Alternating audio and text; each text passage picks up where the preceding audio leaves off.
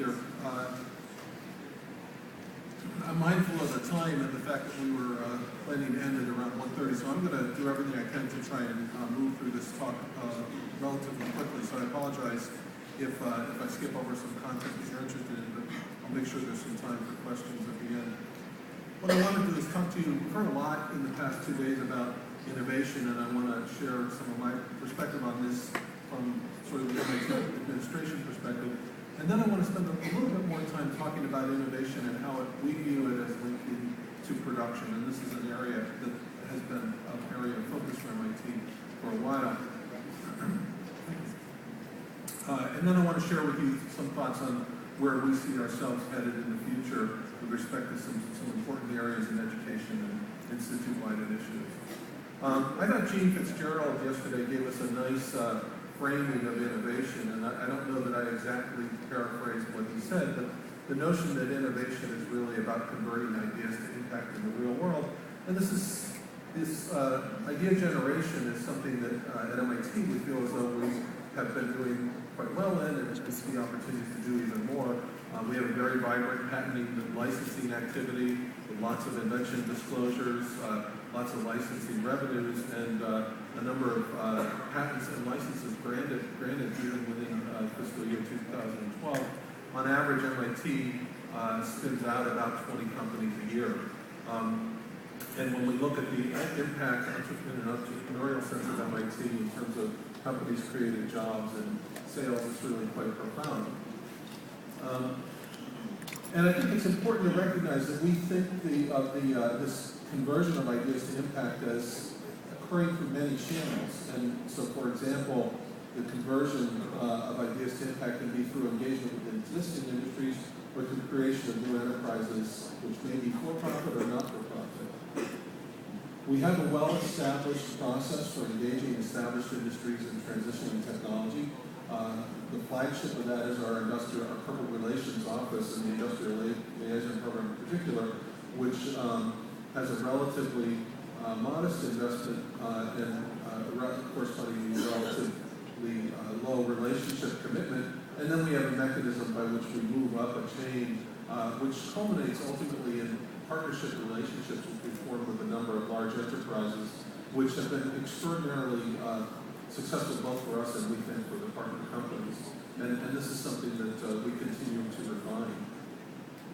When you think about creation of new enterprises, which is a lot of what the discussion today and yesterday has been about, one of the things that I think it's important for me to leave you with is the idea that we are constantly evolving and are thinking about this in part because the Institute is constantly evolving. And I think this is a graphic which I think is quite interesting to share with you, which is we did a study at Roberts and the co-author did a study in 2011 that basically looked at the number of firms created by our graduates based on the number of years after they graduate. And what you'll notice is in the 1950s, the number of firms created by our graduates sort of increased over time like this.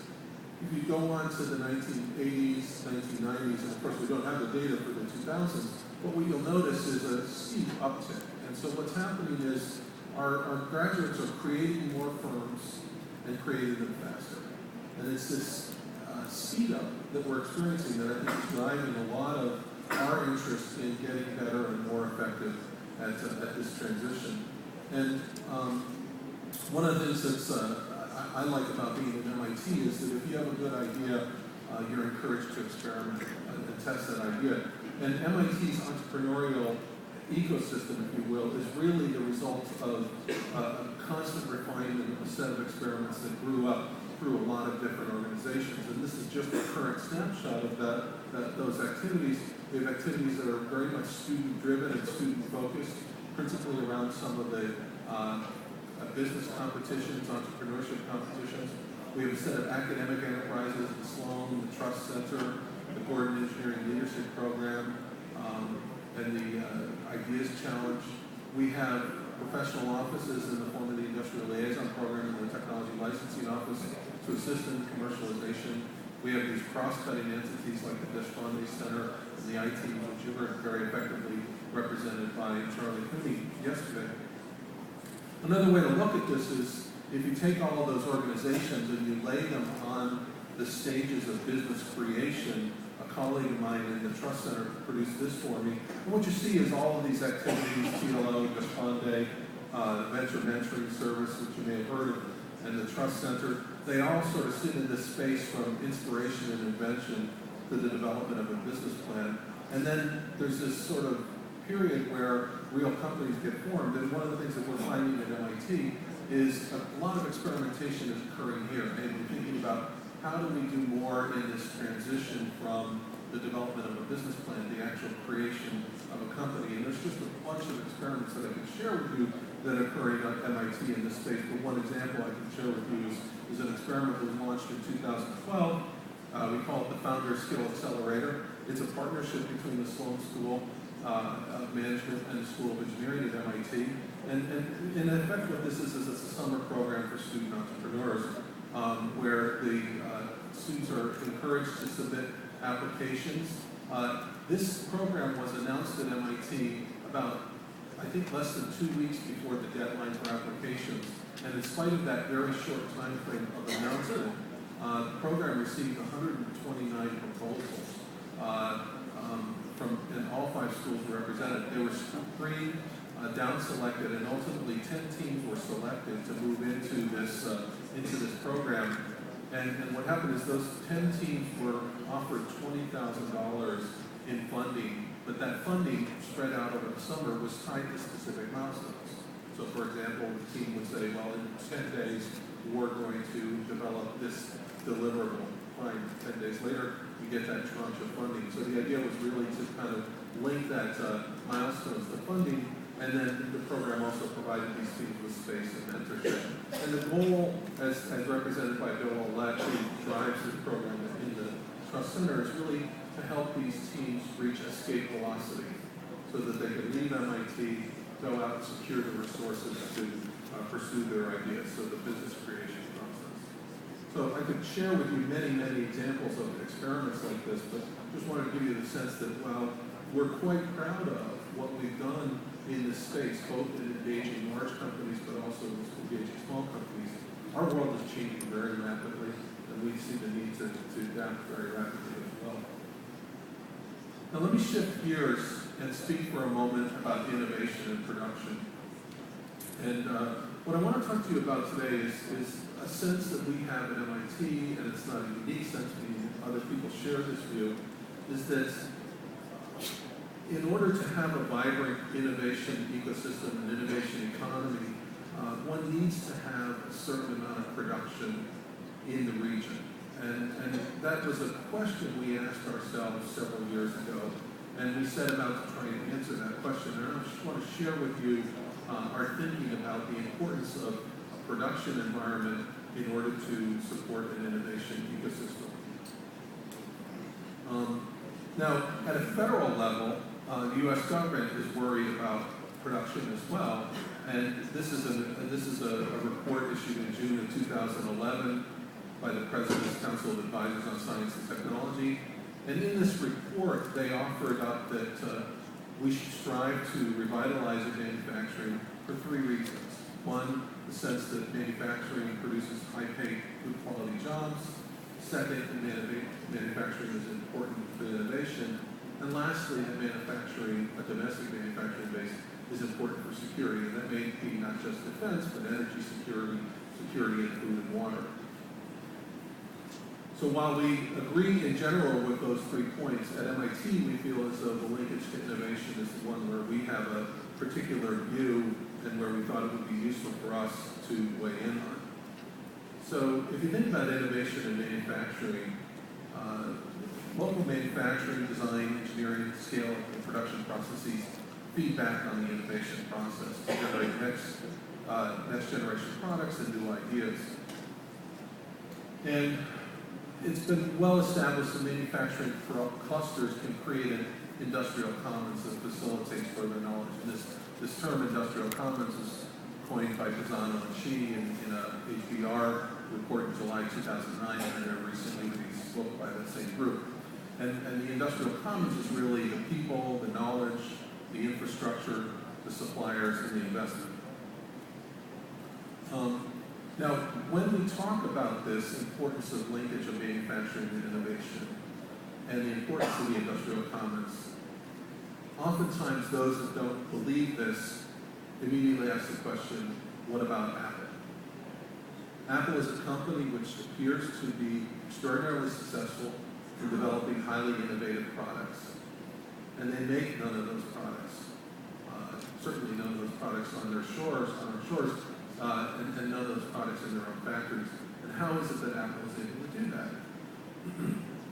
And I think it really traces to some features of the consumer electronics industry, which is that this curve, the so-called CSG spiral curve, which was developed by the CEO of Acer at the time, basically traces an idea that companies in the consumer electronics space tend to capture the greatest value on the concept and branding and design side, and on the distribution, marketing, sales, and after-service side, and that the manufacturing is the low point of value creation. And as a consequence, in these sectors, particularly consumer electronics, there's been a push to outsource that manufacturing.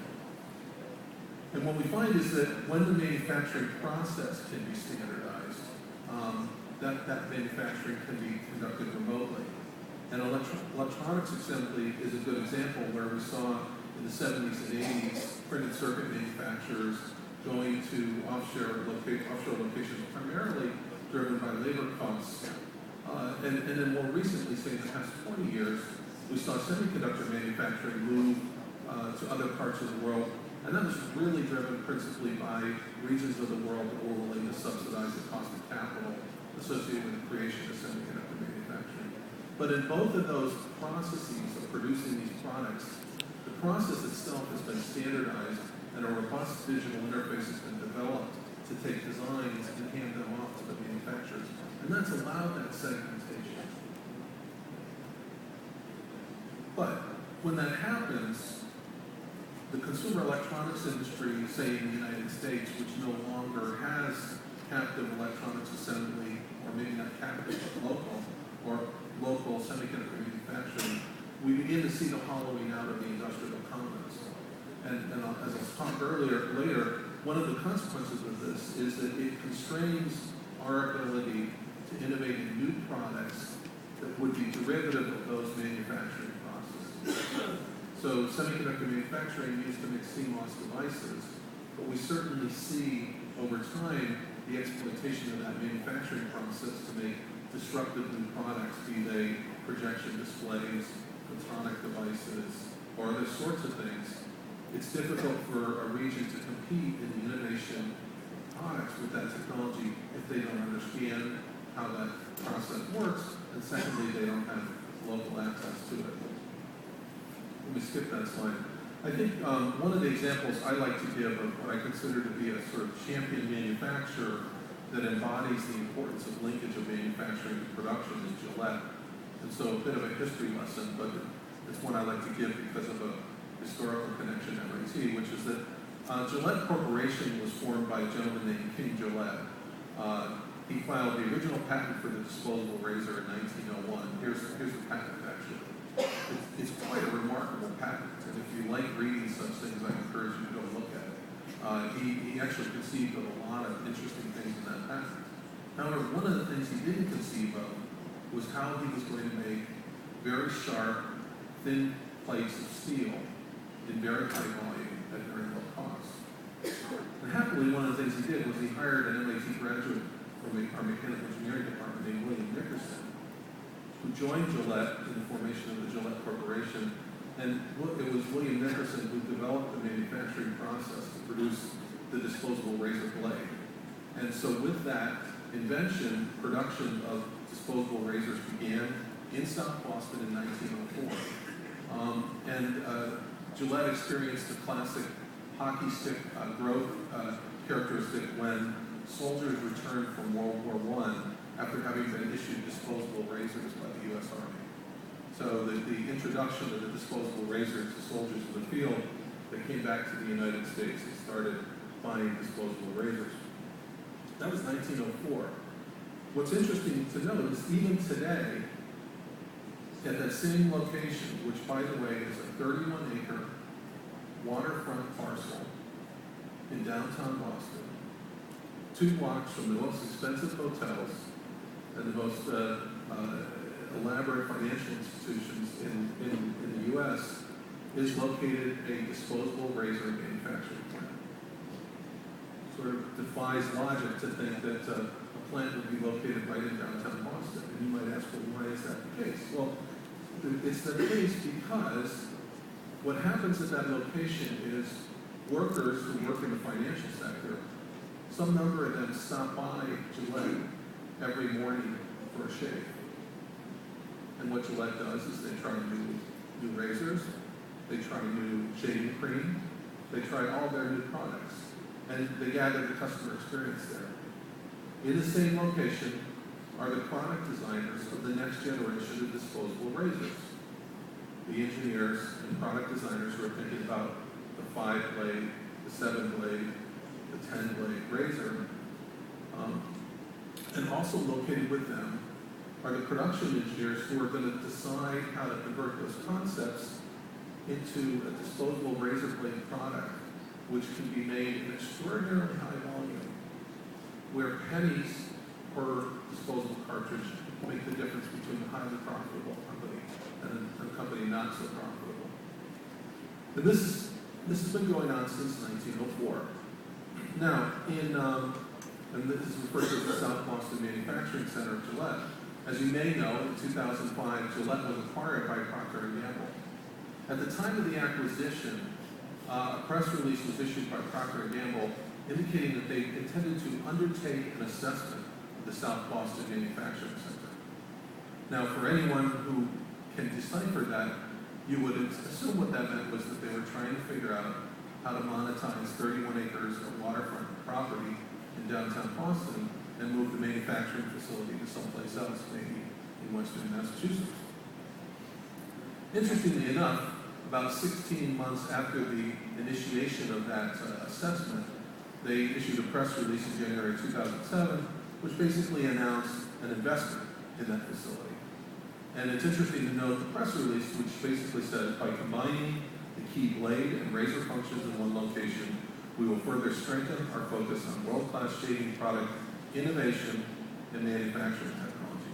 So I think it's a very tangible statement of the importance of this linkage of innovation and manufacturing. And what the bottom line is, for a company like Procter & Gamble, the linkage of innovation and manufacturing was far too critical to risk what for Procter & Gamble is an $8 billion business. Now, I won't tell you that every disposable razor blade that you touch is made in South Boston. It's not. But the pilot production, the pilot plant is done in South Boston, and then that plant is copied exactly around the world. So, in the end, the linkage to manufacturing is critical. One of the caveats is standardization does allow the separation, but it hollows out the industrial ecosystem. And we've seen in semiconductor manufacturing, the fact that the U.S. in particular doesn't lead in semiconductor manufacturing today, in large measure is why we don't lead in manufacturing of flat panel displays. So, as I might have mentioned earlier, MIT has been studying this issue for several years. We have a group called the Production and the Innovation Economy PI study. It's a group of 20 faculty and staff at MIT that are basically looking at this. We've done an exhaustive amount of work. We actually published a preview, which is available on the MIT website, and I encourage you to go read it. I think it's a good explanation of some of the reasons why we think innovation and production are inextricably linked. And in the fall of 2013, we'll be releasing a book series which basically outlines all of the logic and all of the work we've done, which is extensive surveys of industry, extensive face-to-face interviews, and analysis of this transition of innovation and production. In addition to the work done on our campus, we work closely with the federal government in an activity called the Advanced Manufacturing Partnership, or AMP, as we like to call it. This is an effort that was launched by President Obama in June of 2011. Happily for us, our then President, Susan Hockfield, was invited to co-chair this effort with Henry Lilleris, the CEO of Dow. And we put together a steering committee which was comprised of 6 major research universities with strong activities in manufacturing, as well as 12 multinational but U.S.-based manufacturers, and a number of the federal organizations that participate in manufacturing. So I had the good fortune to participate actively in this activity in support of student output. And we issued our report in July of 2012. And again, if you're interested in this topic and trying to understand how the U.S. is responding to this, I encourage you to go to the White House website and download this report, where we made a number of recommendations on what ought to be done in terms of improving the business climate, enhancing the talent pipeline for manufacturing, and also enabling innovation. And one of the recommendations that we made in the report, which happily was very aggressively adopted by the White House, was the recommendation to create manufacturing innovation institutes, which would be important intermediaries that sit between the R&D organizations and commercial entities. And the first Manufacturing Innovation Institute was actually launched last summer. It's an institute focused on technology of additive manufacturing. It embodies what we envisioned in the AMP recommendations, which is an important public-private partnership. So this Additive Manufacturing Innovation Institute, which is being supported by $30 million of federal money, was more than matched by $40 million of investment by a collection of companies that are invested in the importance of this technology for their future. So, having talked about innovation, having talked about MIT's view on the linkage of innovation to production, let me talk about what we see as some of the future trajectories at MIT. One very important one is the experiments we're conducting in distance education, online education. If you go to the edX website today, you'll see something like this, which is a constellation of classes, which are in some instances MIT classes, in some instances Harvard classes, any number of these fine institutions, which are offering up courses online for free for distance learners. The first course we offered through this platform was a course that I used to teach in my home department, which we call 6002. It's a course on circuits and electronics, which is offered to sophomores at MIT as an entry into the electrical engineering curriculum. What was fascinating about this course is when we launched this course and opened the enrollment with very little advance announcement, roughly 155,000 people enrolled in the class.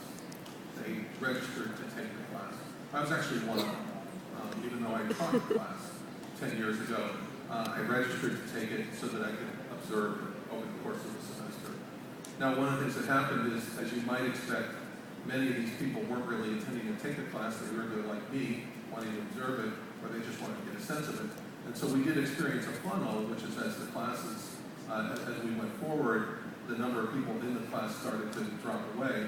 And some of this was, I really wasn't interested in doing the first homework assignment, so I didn't. So I was one of the people that dropped from 155 to 26,000. The other thing that happened, interestingly enough, is some people here were very ambitious. Maybe they were freshmen in high school. And what they realized was that when we said that a prerequisite from the course was differential equations, when we started introducing differential equations to the second problem set, some of the freshmen in high school dropped away. But I think the important point is that at the end, what happened was 7,000 students completed the class and passed the final exam and got at least a C in this class. This is what we call a MIT hard class. We did not dilute the content. It's the exact same rigor as a class offered at MIT. And what's interesting to me about that 7,000 number, now admittedly, one could argue maybe some of them cheated or had to work done by others, we don't know. But what's interesting about that number 7,000 is that's more students educated in one semester than we've taught at MIT in 20 years offering this class twice a year. So we're excited about the educational impact of that. Now, I have to say that one of the things that's occurring is folks look at this and worry that we're throwing away what they perceive, and what we perceive to be incredibly valuable residential education experience? And our answer to that is no, we're not. MIT is doing this because we think this capability is going to disrupt education. And we think we need to be part of that disruption so that we can figure out how to use that disruption to enhance our own residential experience. And I think one of the interesting things about this exercise is that when I was sitting here watching this class transpire in the first month, there's a discussion board. I would read this discussion board every night. About the third week into the class, a student posted to the discussion board saying, "I'm in Bangalore and I'm taking this class. I find it very interesting, but I would love to work with other people on the problem sets. Is anybody else in Bangalore taking this class?" About a dozen students communicated directly to this individual saying, "I am." And at that point on, that group of students started meeting twice a week in a Starbucks in Bangalore to do their circuits and electronics course. And so they self-assembled the residential experience in Bangalore. And so we're very excited about that. And in fact,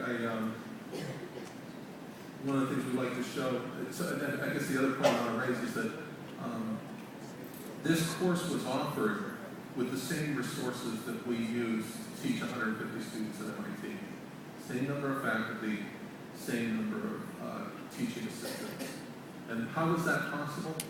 One of the ways in which it was possible is that students taking the class helped each other. So when students would post questions about the homework assignment, the teaching assistants were instructed to not answer for an hour. And if we waited an hour, what inevitably would happen is a student somewhere around the world, a worldwide learner, would answer the question for us. And that teaching army helped deliver this content. You might ask, where did all these students come from? So I found this. I'm not sure if this was that particular version of the course. Roughly 30% came from the US, followed by India, the United Kingdom, and perhaps you'll be happy to know that Brazil was the fourth largest country to engage in this class. And this is a picture. I asked Sanjay Sharma, the person at MIT who runs this effort, to remind me where this was, and unfortunately he hasn't, checking my email, he hasn't responded yet. But this is an example. This is a group of students that self-assembled, and I forget the country, or I think I know the country, but I'm not going to try and state it.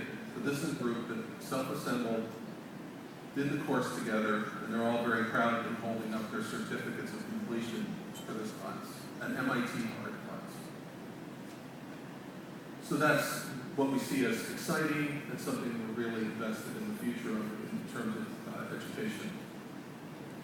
We're also really excited about an experiment that we undertook about 6 or 7 years ago in what we refer to now as institute-wide research.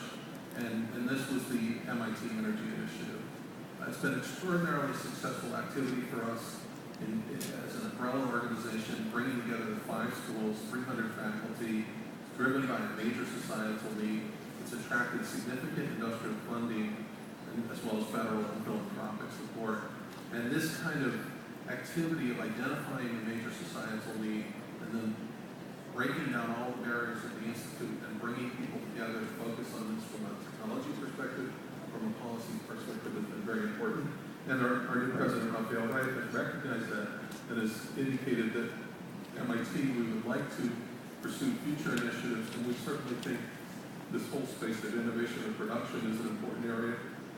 And in particular, what we see as the opportunity in this space is acceleration. Namely, anything that can be done to accelerate the production, the innovation and production process, and I'll talk about that in the closing. Anything you can do there, we think is going to have profound impact. We see opportunities in the environment, and certainly in healthcare, and particularly in the U.S., most people feel as though left unchecked, our healthcare system will bring the U.S. economy to its knees. And we think there's opportunities for MIT to help work on that problem. So let me offer some conclusions. Now I noticed through the course of the 2 days that many of my colleagues shared with you their own personal experiences in innovation. And so I thought I'd share with you one of mine. I've had the good fortune of being able to participate in a number of transitions of technology, but the one I thought I'd share with you today is what I'll call a typical MIT innovation, which is meaning that it's completely different from the other ones you saw before, because what we find is that innovation and the exit of ideas from MIT takes many paths. This is an example of a project which started out when, in 1994, we launched 2 new research projects. One was a project on making miniature chemical reactors. It was a collaboration with Klaus Jensen and Chemical Engineering. DuPont was sponsoring it. And the other was a project on making portable power generators with Professor Alan Epstein in the Aeronautics Department. That was sponsored by the U.S. Army. What happened was we learned a lot of things in those projects, and the convergence of those caused us to spawn a research project on microfuel cells. And why did we want to work on microchemical systems? Well, we had this hunch, we had this sense that if you could take chemistry produced in large scale and synthesize chemicals in small scale, for certain applications that might be interesting. We still think that's true, but here we are 15 years later, and that hasn't had a commercial exit yet, although some of the continuous manufacturing work we heard about this week is one manifestation potentially of that. The other thing that was interesting to us was iconically represented by this. This was Alan Epstein's work. So Alan, as a faculty member in aeronautics and astronautics, was an expert in gas turbines. And he made this image to represent one of the problems with this mobile soldier is we have to figure out how to cut the cord. And the question was, could we take this large generator and reduce it to the point where it might actually be in a laptop? And that was, again, an idea we had when we started pursuing ideas to do that.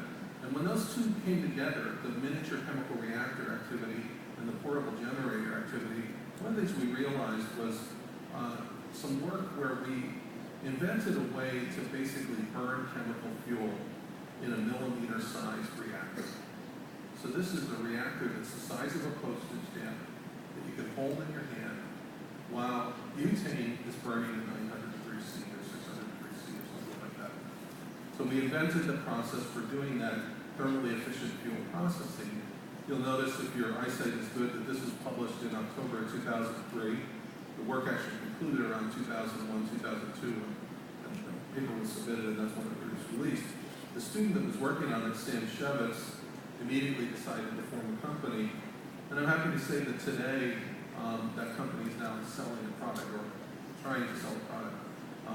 And actually, this is Sam, holding an 8-inch wafer with those micro reactors. And what this product is it's basically a solid oxide fuel cell with a miniature fuel burner. This is a butane cartridge, which you plug into this, and then this is used to recharge a mobile phone.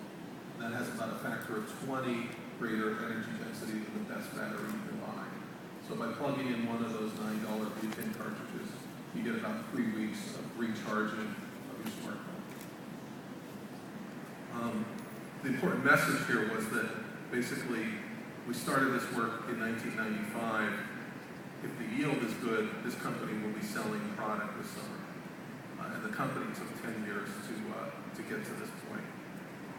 So in closing, what I want to say is that from our view, innovation happens by many paths and models, and it sometimes can take a long time. Gene Fitzgerald touched on this yesterday. We believe that a rich ecosystem is vital to the success of this innovation process, and we've not only felt it and experienced it in the companies we've started, but also through the work, the scholarly work we've done in the production of the innovation economy. We believe we have a rich history in innovation, but as I've said, we have to constantly learn and evolve.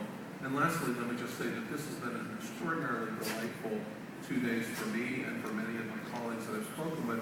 And we believe that Brazil can be a great partner in this journey of thinking about how innovation will evolve. So with that, I'm happy to close and answer questions, but I do want to close by sincerely thanking you for what has been an exceptionally enriching 2 days for myself and my colleagues.